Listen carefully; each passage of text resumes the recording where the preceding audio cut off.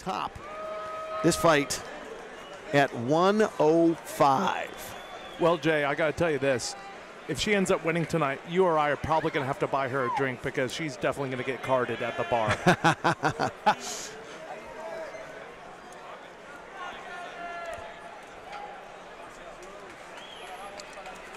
Ladies and gentlemen, this next bout takes place in the atomweight division. That's 105 pounds for those that don't know. And right now, it's scheduled for 3 5-minute rounds. Introducing to you first, fighting out of the blue corner. She's a mixed martial artist with a record of 1 win and 1 defeat. She's standing at 4 feet 9 inches tall, and she weighed in 105.4 pounds. Tonight, she represents Twin Dragons Lotus Club and fights representing Miami, Florida. Please welcome Jenny the Phoenix Silverio.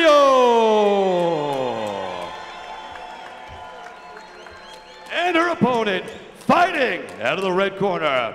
She's a mixed martial artist with a professional record of 1 win and 3 defeats. Standing 5 feet 1 inch tall, she weighed in 103.2 pounds. Representing Ricardo Almeida, BJJ Academy, and fighting out of Hamilton, New Jersey. Please welcome Rachel, the Black Widow, Sazoff.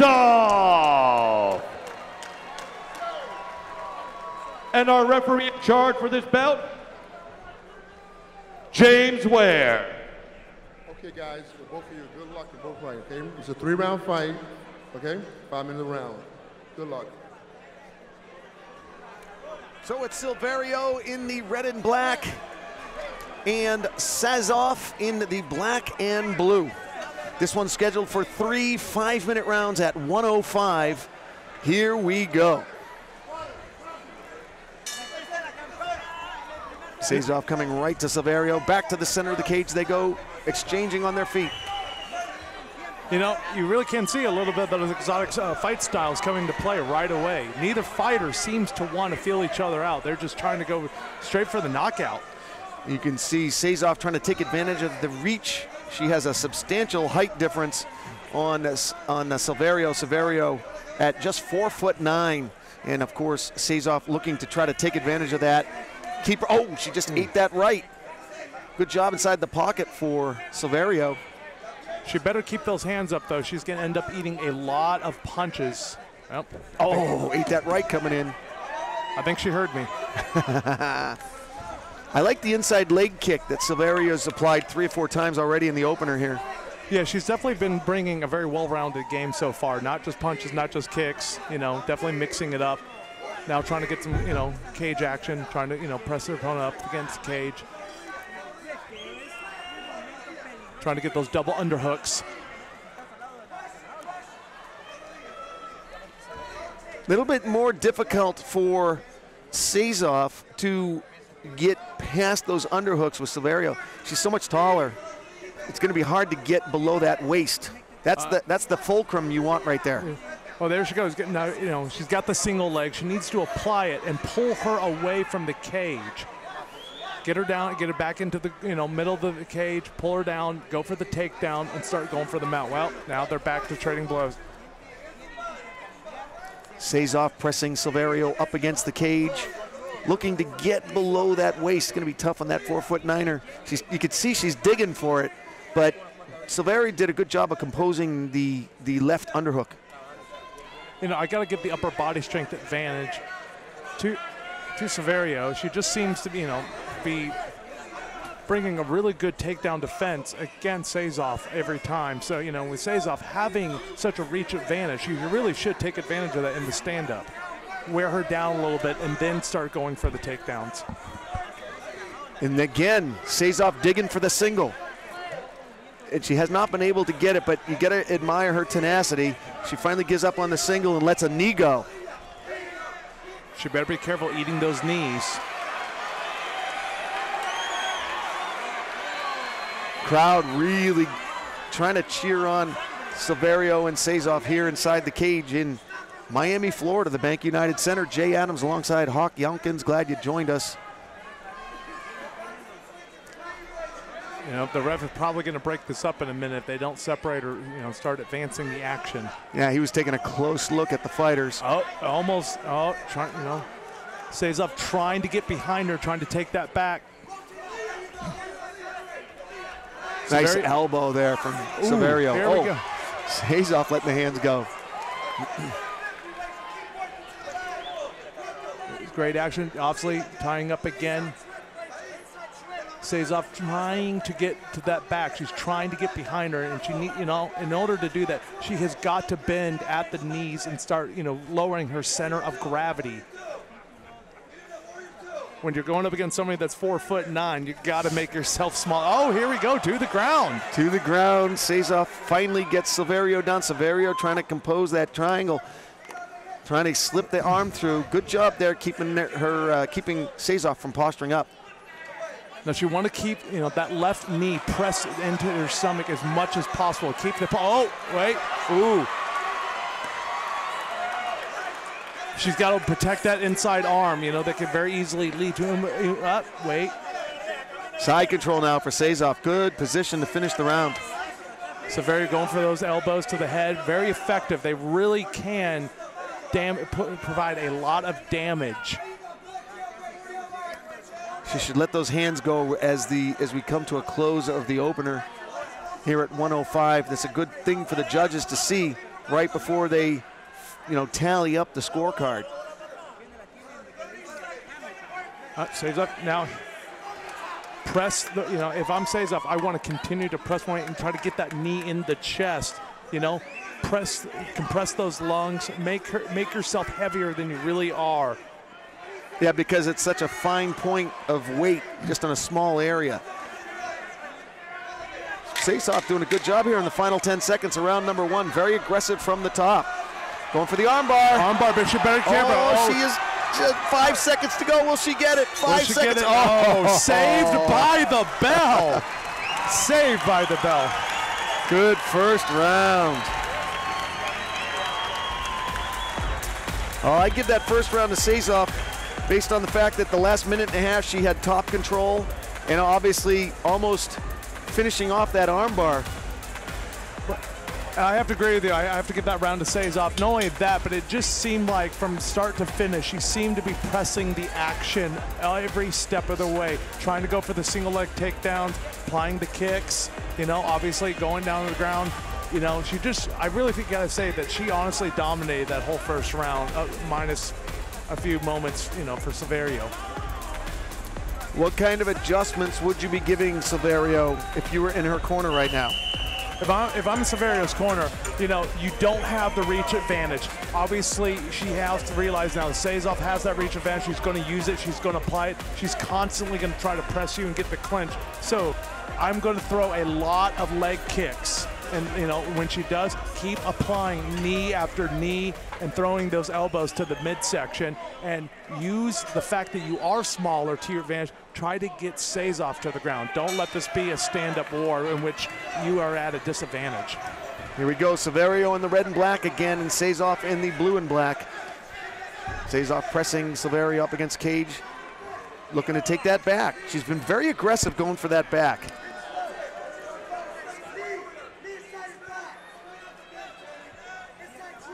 Now see, if you're Silverio, you're obviously trying to go for the check, trying to get the head. Make sure you absolutely have it before you waste a lot of energy trying to go for a choke that really just does nothing but exhaust you. There we go. Throwing the knees, like I said.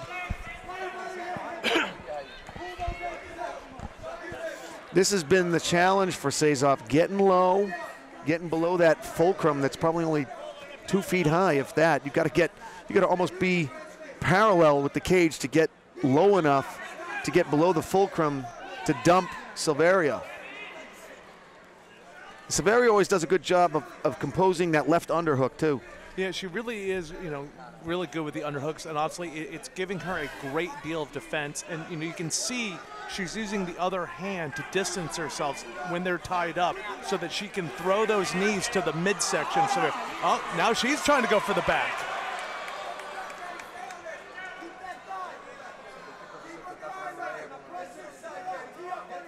Both fighters wasting no time, but you can tell they're starting to tire just a little bit, you know, being tied up against the cage. Yeah, pace has slowed down just a little bit. You can notice just a little bit of slowdown. Back to the center of the cage, they walk each other. Oh, nice right hand from Sazoff. I almost thought I heard a cup there.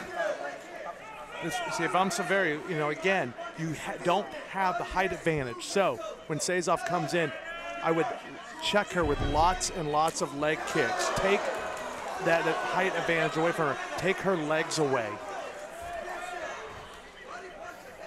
Neither of these 105ers are afraid to step to the center of the cage, step into the pocket and exchange. Nice right hand there from Sazoff. She's letting those hands go now. Oh, nice right hand from Silverio. You can see the height difference though. Silverio's coming up 2 inches short on the, you know, she's the southpaw. You see her sticking out that right jab. It's coming out 2 inches short. I like the fact that she's applying those leg kicks instead of trying to, you know, use, you know, because obviously her legs are definitely going to be longer than Sazoff's arms. So constantly use what you do have. Use your strengths against her weaknesses. She's going to press the action, kick, kick, kick, press off. If she does get you up against the cage, throw lots of knees and keep that hand up to the midsection. Keep her distance. Don't let her get in that single leg and try to take you down. Sazoff pressing Silverio up against the cage. This is a familiar position for the entire fight. You've seen Sazoff pressing Silverio up against the cage, trying to work the single, trying to get the double, trying to get down low. Oh, the hip toss now from Silverio. Silverio now finally getting into the guard of Sazoff. Applying lots and lots of punches. Now, this is just the break she may have needed, Jay, finally to turn the fight in her favor. Big break for her. It's perfectly put. This is exactly what she needed. She was starting to dig herself a hole. Well, that's the fight game for you. You know, you can plan, you can execute, you can come up with every scenario. Armbar attempt. It's going to be tough from this position. Got those hands locked tightly. This is all about power right here. Does she have the power to extend her legs? The big dump. Oh, nice dump. You can tell that really got the crowd going. Silverio now left knee to the head. She'll get a warning from Waring. Cannot knee a down opponent in the face. Oh, that's another one. She's going to get. She better be very careful. She's going to get stood up. She might get a point taken away if she does it again.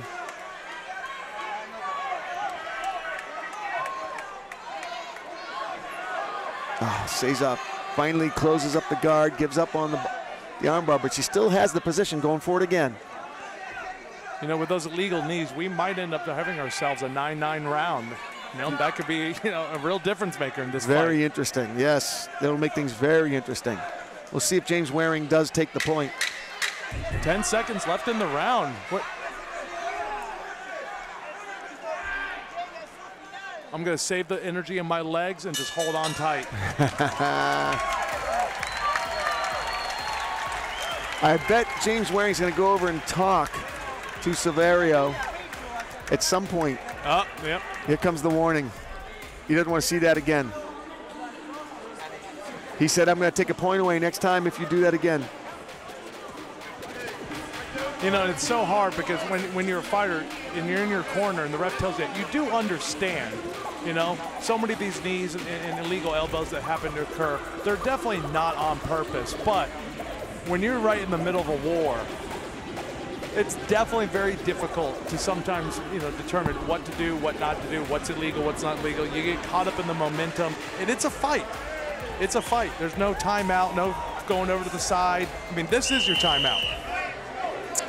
But you still, rules are rules. You got to follow them. Shortest minute of your life is when you're in that corner in between rounds. You hear that whistle, you hear the ref say seconds out. You're like, are you kidding me? Yeah. I just sat down. How is it seconds out? Ref, can I have about 2-3 more minutes? You know? I know. Somebody bring me a slice of pizza while I'm here.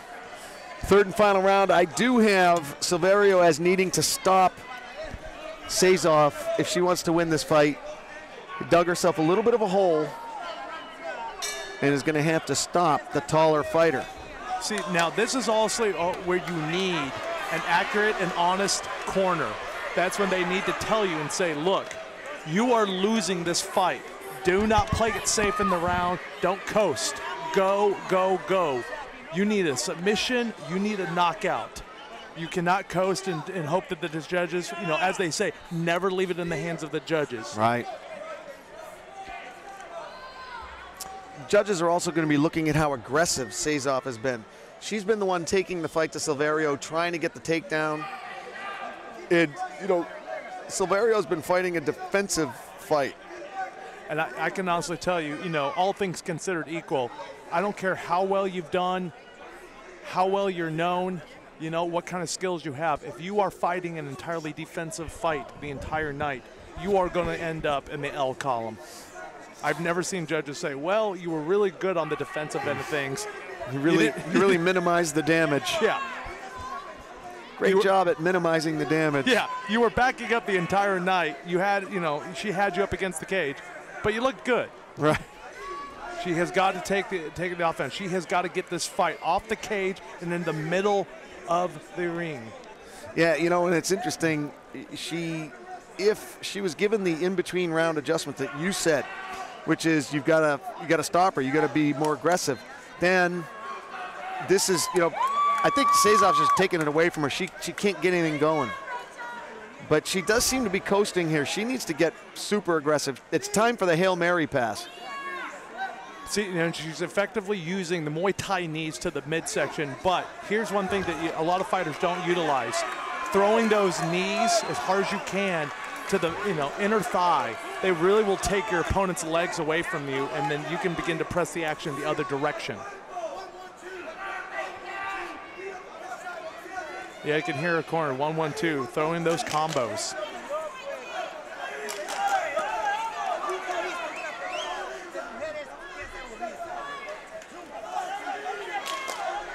Both fighters not afraid to stand and you know, trade blows in the third and final round. All night long, both of these 105ers able to step into the center of the cage, let their hands go. You know, next time somebody says that I hit like a girl, I'm going to take that as a compliment. Absolutely. After looking at these two ladies tonight. I don't think there's anyone on the planet now who is a negative on women fighting in the cage. If you're going to let men fight in the cage, there's no reason on the planet not to let women fight in the cage. Equal opportunities, Jay. Absolutely. Equal opportunity. Everyone has a right to get punched in the face.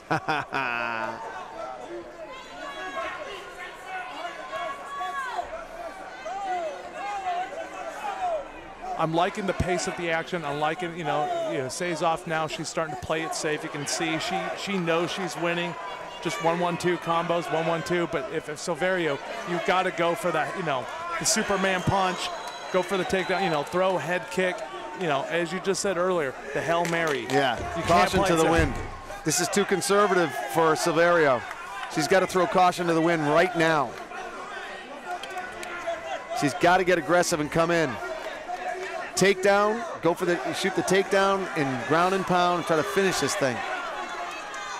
If I'm Silverio, Sazoff is probably expecting the takedown.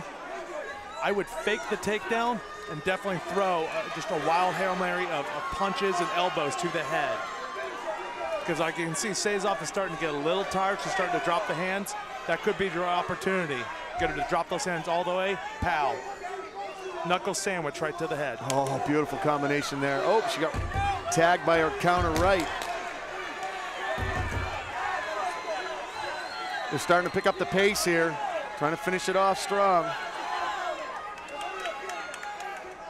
The one thing a lot of people don't realize, you know, that are not experienced fighters, your arms at this point, your legs are gassed, but that's why you condition. That's when you go beyond. It becomes a mental thing at this stage in the fight, you know? The physical tools are pretty much exhausted at this point. It's mental. Saying, I know I'm tired, I know I'm exhausted, my body is telling me I'm tired, I don't care. I'll rest and sleep later. People wonder why someone would do something like this, and it's the test. You're testing yourself. If you can come through this, there they go, the final 10 seconds. They're trading. You really got to give it up to both these ladies. Fight. What a great fight.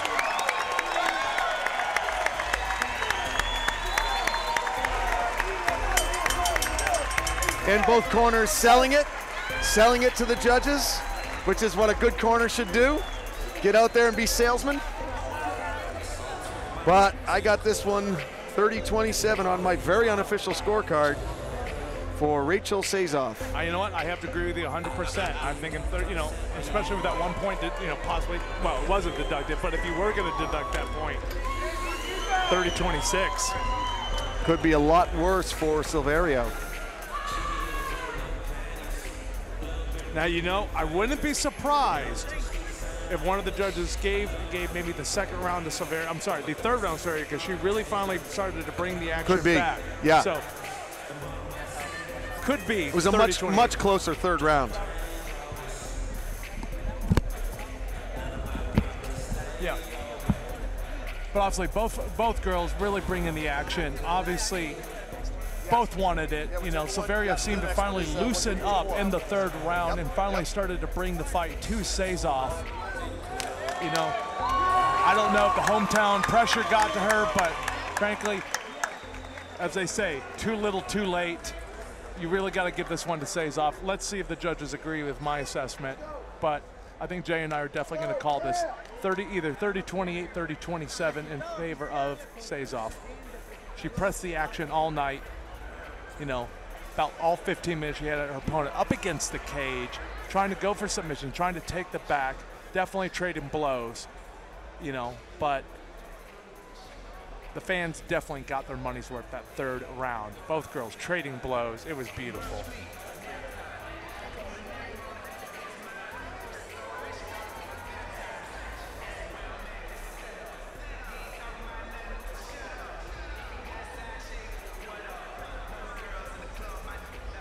Ladies and gentlemen, do me a favor and make some damn noise.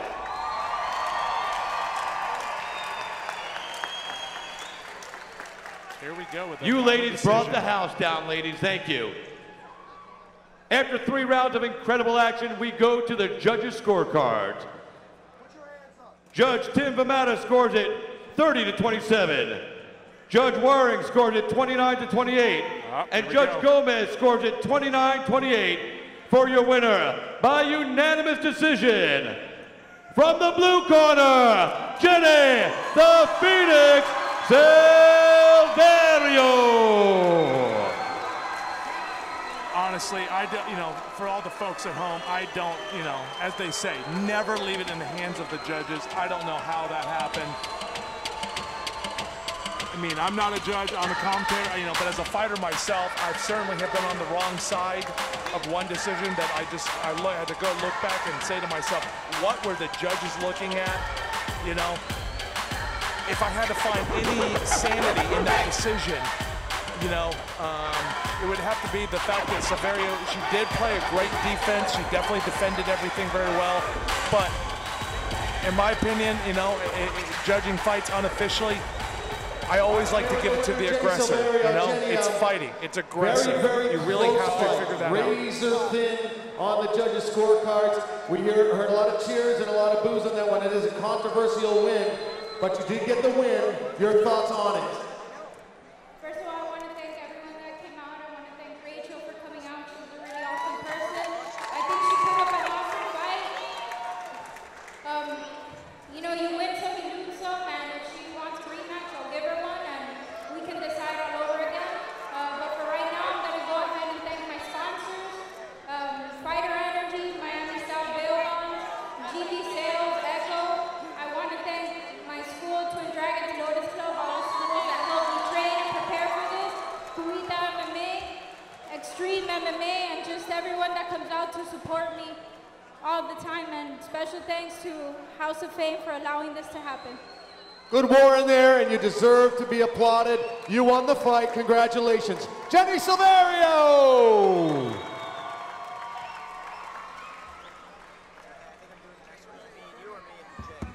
Number 4.